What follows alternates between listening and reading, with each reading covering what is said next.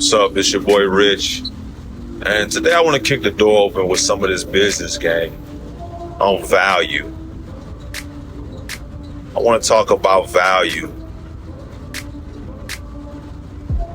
What value does your business bring? What value are you bringing? Are you changing with the times? Is your business able to keep up and maintain its value throughout the years? Where have you fared as far as yourself and your company in comparison to other companies in the same space? So that's what I want to speak on today. And I want to start with a concept or an idea from a great book that I've been reading by Malcolm Gladwell called The Outliers.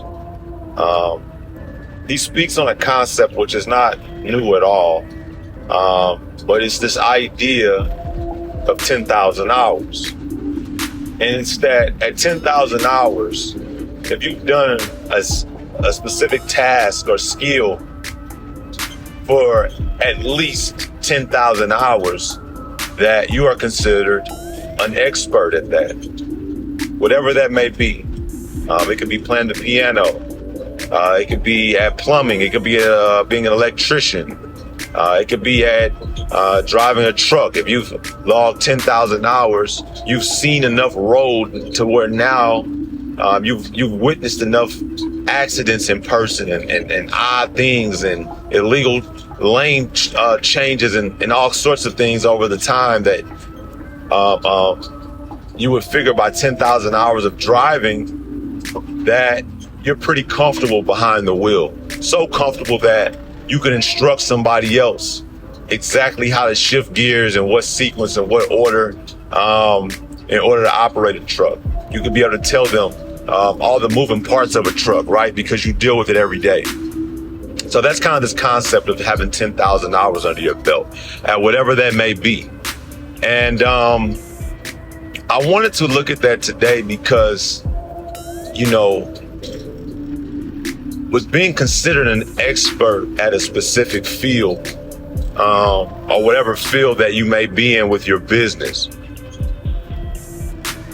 with being considered an expert,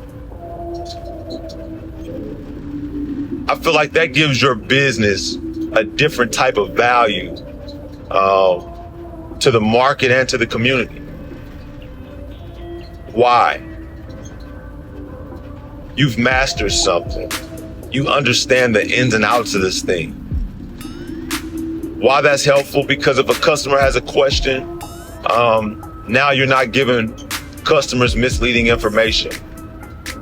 You can tell customers specifically what's going on with their product, and for this example, for their services.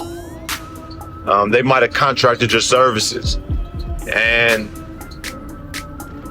you don't quite have your 10,000 hours necessarily, right? So that doesn't mean you're not proficient or that you don't understand, but you might not have reached that level which is considered an expert yet, where you've faced enough problems. Again, you might be a carpenter. You might have a construction company that builds houses, that might build commercial buildings. And you've seen quite a bit, right? But you haven't seen it all. And so you might run into a problem to where you just really don't know how to deal with it. And it's a bigger challenge and becomes more of a headache than what you're ready for. That doesn't mean not to take on projects in areas that you don't have experience in. No, it just simply means that find a skill, get really good at it to the level of mastery, and do business with that skill set. Why? Because you're the most comfortable there. You know this thing better than you know anything else.